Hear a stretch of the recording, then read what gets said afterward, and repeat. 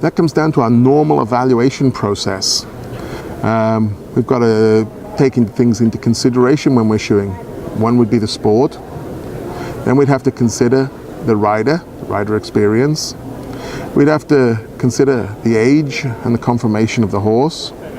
We would have to consider the surfaces that it's going on.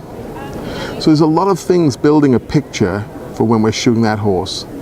And an individual horse may need some extra width and length, but we have to do it tentatively. There's other things that will limit how much length and support we can give, but it's to give as much as possible.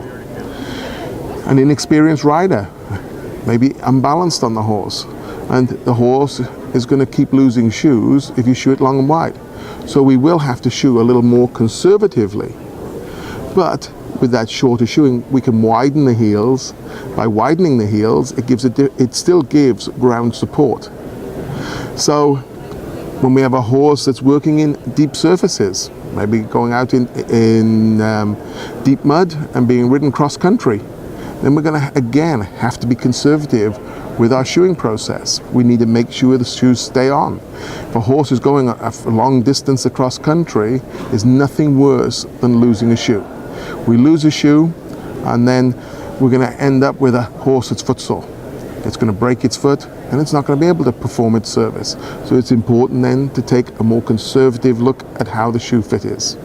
There's not many horses that I shoe today, because I'm shoeing, the horses that I shoe are sport horses. They're normally in a controlled environment with experienced riders, that I'm not able to give a little extra support and a little bit extra width in my shoeing process.